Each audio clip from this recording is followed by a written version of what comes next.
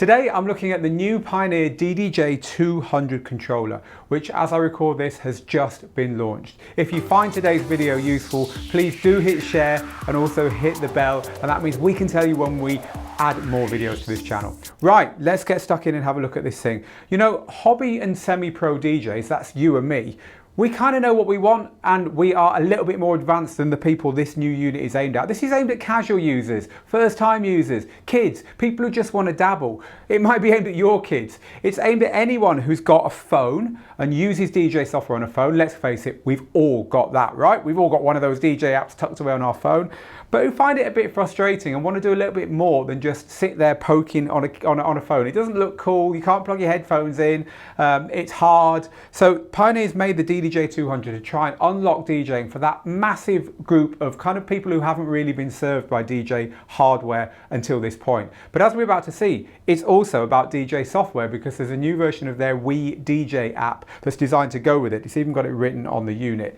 So in doing this, Pioneer's hoping that a lot of people who are not quite at the level of the digital DJ tips community are going to get into DJing here, and of course move up and very quickly kind of become at the level we're at. Right, let's have a look at the unit then. Let's talk about what's going on in it. So I've already said that this is for phones. I've got this here with my iPhone. It's coming for Android. The app is free for it. It's for people who want to use streaming music as well, because as you're about to find out, this works with a whole load of streaming audio providers. So that means that you don't actually need any local music. It's another one of the big things that people think, well, all my music's on Spotify, all my music's on one of my streaming platforms. Why do I need to actually go and buy it just to be able to DJ? When you put it like that, it's ridiculous, isn't it? And when I talk to you about how this works, you'll see that Pioneer's made sure it works with lots and lots of streaming providers, including Beatport's brand new service, which again is available as of today, at the moment only on the Pioneer system that we're looking at here. So it's designed for phones and it's designed for streaming. I think we should have a better look at the unit first before we move on to looking at the software. So it looks pretty similar to Pioneer's Pro gear, or rather the gear that moves up through the controllers to Pro. For instance, here is the DDJ-400. Not an awful lot of difference between those two units. It's like a stripped down one, right?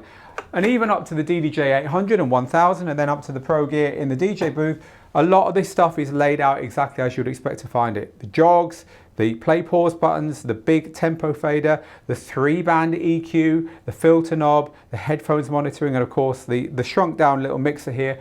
It's all as you would expect. Any DJ that's used to using any of that other gear would know immediately where to go on this unit, which of course means it's great if you are starting out in DJing and you want to learn using stuff which is going to feel familiar as you move up through semi-pro and pro gear.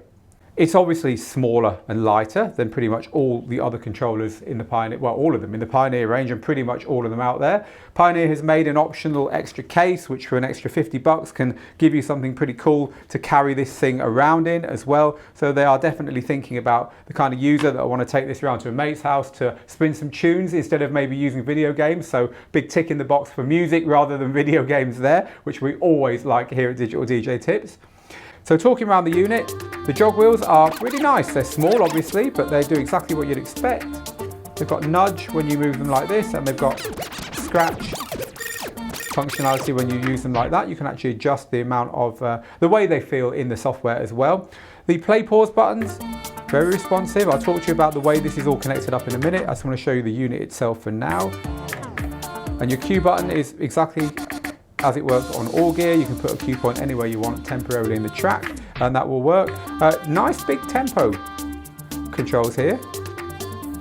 Again, a kind of trickle down from gear that costs a lot more. You don't often get big, nice tempo controls like this on entry level controllers. Now, down here we have a filter. Now, as you're going to see in a minute, that can be assigned to other things as well. The EQs are, as I mentioned, full 3-band. Crossfader, 2 up faders, and performance pads, which I'm going to talk you through in a minute, and a shift button for unlocking other functions. So in other words, this has got pretty much the basics that you need on it. It is missing things, we'll get onto those in a bit. One of the big things it's missing, in fact, which leads me nicely onto what I want to talk to you about next, is where you plug your headphones and your speakers in, because they're not plugged into this unit here. Instead, The unit uses the built-in audio on your phone in order to give you something to play through the speakers and something to play through your headphones. And the way it does that is using what's called a mono or DJ splitter cable, which comes in the box from Pioneer. So in the box you get the unit, you get a USB cable, again I'm coming to that in a minute, and you also get this splitter cable. And the idea is you plug your speakers into one bit of the cable and you plug your headphones into the other bit of the cable, and that allows you to listen to something independently of what your audience is hearing via this. So that's how the audio works on this. There's no audio interface built into the unit at all. Now you can see lots of wires here. I think I want to explain to you kind of what this one's doing, because I've already explained the output coming here, one off to the speaker and one off to your headphones. But this one here isn't plugged into our phone at all. This is only plugged into basically a phone charger in order to give USB power into this unit.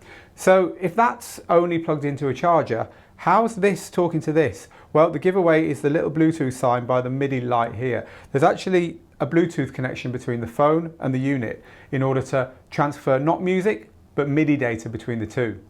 Now, of course, the thing with Bluetooth, as anyone who's dabbled in this for DJing already knows, is there's a lag. So you can't effectively DJ with Bluetooth. But we're not talking about sending audio over Bluetooth here. We're just talking about sending a MIDI signal, which is a fraction of the amount of data. And actually, that means it can happen effectively instantaneously. And let me just show you what I mean by that. Keep your eye on my finger.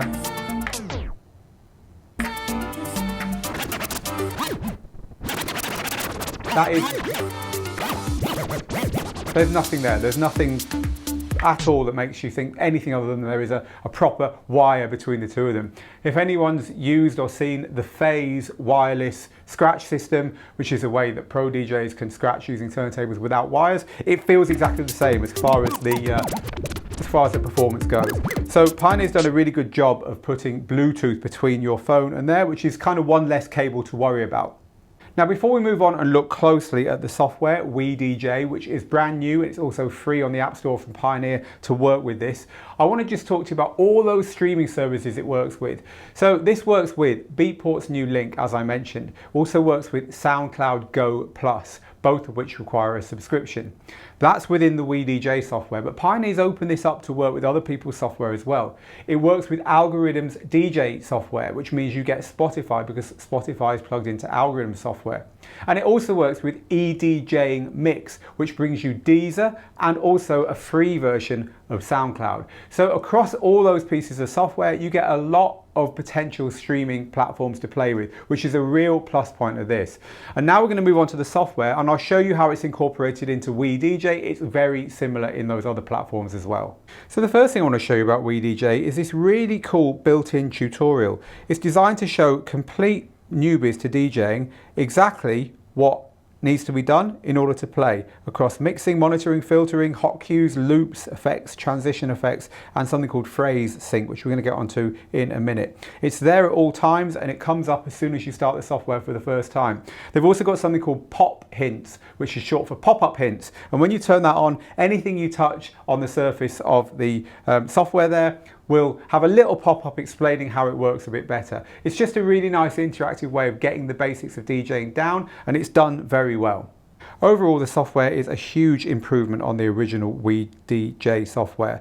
You can load tracks here. You can see I'm on Beatport at the moment, where I've got playlists and genres and individual tracks. I can also select SoundCloud from here. I can also select my local music. I can even select music that's just in files on the iDevice. So that's really nice. You've got all your choices there for music. Once you've got tracks loaded onto the system, they show as waveforms, as you can see here. And I can start a track playing on the controller, and you can see the waveform is now scrolling away in front of us. And I can move it around like this. And on the other deck, I've got the other track waiting there. And I can mix this like normal, just as a normal DJ would without any sync, or I can turn sync on and it's going to control all of that for me.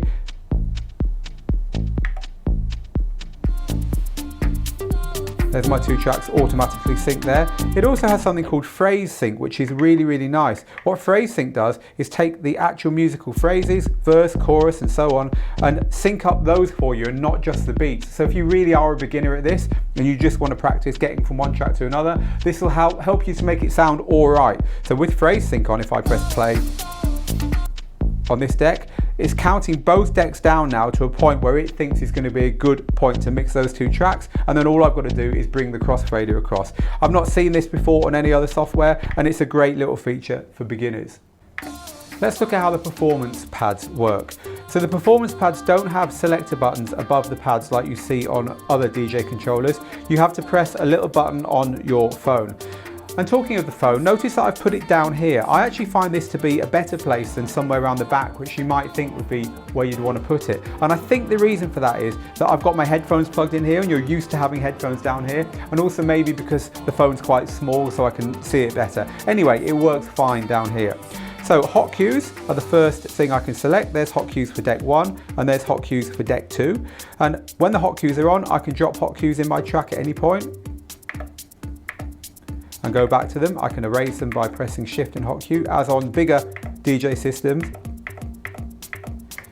They work really well. The next set are loops.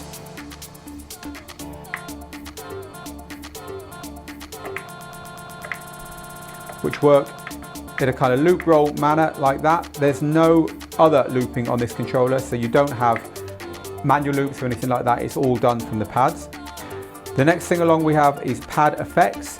So these are really nice one-touch effects that just let you do something cool without having to do anything else other than press a button.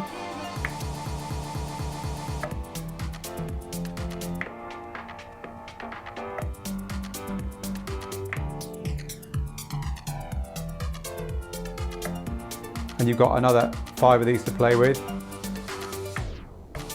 Break stop there. Kind of stuttery echo. Reverb. And a kind of echo out effect there. Really cool, really easy to use. So moving along, we've got a sampler here as well, which comes preloaded with samples, but you can add extra samples and indeed extra effects for some of the things we're about to look at via a app kind of upgrade within the software. So the software's free, but you can buy like little add-on packs to do stuff like this. So the sampler drops some rather unsubtle, I think, samples over the top. But hey, they're there for you to play with. Now, something else I wanted to show you was something called transition effects. So these are really cool as well. This is when you've got 2 tracks playing, and instead of just crossfading between the 2 of them, you can switch on transition effects, and as you're moving the crossfader across, it does something cool as well. So if I set 2 tracks playing, and here's my transition in between the 2 of them, I'm going to turn on transition effects. And transition effects give me lots of nice ways of moving between these tracks. So for instance,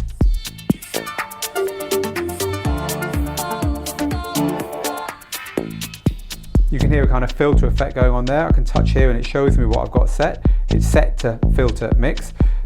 Roll mix is another one I liked. Listen to this.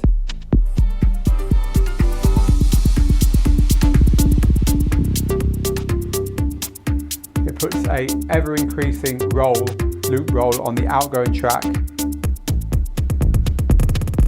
and pulls me into the other track. And there's lots of other ones here as well that you can choose.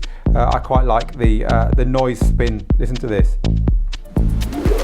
It's kind of a noise followed by a spin back. And there are more of those available as add-on packs as well. So for a tiny piece of DJ software, or at least on a tiny device, there's a lot more going on than the beginner would need to find out about. But once you get stuck in here, as someone who knows a bit more about this stuff, you'll enjoy these things. For instance, I like the XY pad here. The XY pad is one for each deck, and they let you do stuff which you could otherwise not do by using your finger on the screen. This is filter and echo together.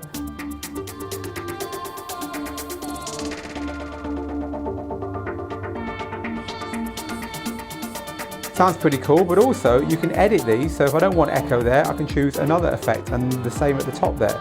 And then whatever you choose here carries across to the filter knob. So this is no longer a filter knob. It's now got the noise effect, which I set in there. So again, there's stuff that you can mess with there. In the pad effects, similarly, you can edit the pad effects, you can choose what you want, and you can even choose the LFO. So if you know what I'm talking about here, that's pretty cool, right? And it's all there if you need it. And then under the hood, there's a whole load of stuff that you can mess around with the audio, with setting up how the headphones and the speakers give you the split cue or not, depending on how you're DJing. There's auto mix in here as well, if you just want to set the thing to mix a whole load of tunes you've chosen across your different platforms. So more than meets the eye in WeDJ. So clearly I've only been playing with this for a very short time now, but I want to give you some first thoughts about it. I mean, the first thought, which is a really big one, is this is a big change for Pioneer DJ in so many ways. The idea that Pioneer DJ makes a controller that works with lots of other people's services and apps, until now, you wouldn't have expected that from this company. They've been a very closed system, if you like, a kind of closed ecosystem. But now they're thinking differently. And I think that's down to the fact that this whole idea of DJing moving from using your own music to using stuff from streaming services is kind of behind the rest of the world, like 10 years behind. Everyone uses Spotify and they always have, right? But it's kind of struggling to arrive in DJing. So I think Pioneer has hedged its bets here and said, look, we'll just support everything and help to push this in. And I think that's a really good thing. One thing I haven't talked to you about, which is also interesting about this device, is that you can plug this USB cable, which as we talked about is only going into a phone charger at the moment, straight into your laptop. And this little controller, it's about $140, about £150, about 160 euros. It's around that kind of price. The full pricing is in the article that's linked to from this video. But look, it's a cheap controller. You can plug it into your laptop. It unlocks rekordbox. You don't need to go and buy a license for rekordbox, which is rekordbox DJ, which is Pioneer's DJ software solution. So you've got a controller for rekordbox DJ on your laptop just by plugging the cable in there. So there's a value add there. And also, as you outgrow using your phone, or if you do want to move up to laptop DJing for whatever reason, you've got that option in the box as well. Bluetooth MIDI works really nicely. However, I would like to have seen this thing with a battery in it, or battery slots, so you can put rechargeable batteries or even just disposable batteries in it. In the same way that most Bluetooth stuff works without wires, right? And this still needs a wire, which I think is a little bit of an opportunity missed. It just feels like if only it didn't have that wire, if only it did have built-in battery control, you could literally just throw it in a bag along with your phone and DJ from anywhere without any wires at all, apart from, of course, if you want headphone monitoring, plugging this little one in. It does work with a Bluetooth speaker, by the way, but you get a bit of a delay on DJing. Certainly wouldn't be any good for trying to beat mix and stuff like that. A little bit better maybe just for playlisting and adding a few effects. But anyway, I'd like to have seen an option to remove that wire, and in a future one, I suspect we might see that. As it is, you could always plug a battery pack like the ones that you maybe buy to charge your phone up with and have it sat next to it in order to make it portable. The software is excellent. The hardware is, I think it's wise that it looks like the gear higher up the food chain, if you like. It is missing a lot of things that you get even on the DDJ-200. So for instance, there's no selectors for the pads, as I talked about. You have to do that on the unit itself. There's no VU meters there. We've already talked about there's no audio built in, but also little things like the looping controls and stuff just aren't in this unit at all. So you're going to be touching the screen a lot to control some of the features of it. But hey, that's what you get for the portability and for the market they're kind of aiming at with this thing. There are a few things that you need to know though. So obviously you're going to need an adapter, some kind of charging adapter to plug in your unit. We've all got phones, right? So I guess Pioneer are thinking, well, everyone who's got a phone has got a charger for it. That's what you're going to be plugging this thing in to make it work. But also something which might be a little bit less obvious to you is if your phone is a later iPhone, this only works on iPhone at the moment, Android is coming. If your phone is a later iPhone, you're going to need this little adapter. It's one of the few Apple cables that actually doesn't rip you off. It's about $9 or something. But you are going to need this just so you can plug your headphones in, because you cannot charge your phone with the USB in there unless you buy yet another adapter. So for instance, I've got a battery pack on this phone. In our tests, it doesn't really drain the phone much more than just using the thing. So you're going to get hours and hours of fun on it, but worth bearing in mind that you can't charge the phone and plug this stuff in at the same time. So there it is, the Pioneer DDJ-200. By and large, we think it will be a hit. It's bold to move into that new market segment. It's bold to have something that's available to all the platforms that have got all the different streaming services plugged in as of now. Obviously, those kind of things are going to consolidate over time. No one's got Apple Music plugged in yet. I think whoever plugs that in first, as a little aside, is going to get the win here. But that's more about the software than the hardware. The only downside with the hardware, I would like to have seen that battery control here. But let us know what you think about it in the comments underneath. I'd love to hear what your thoughts are on the Pioneer DDJ-200. Until our full review then, get good, get out there and make the moments. See you again soon.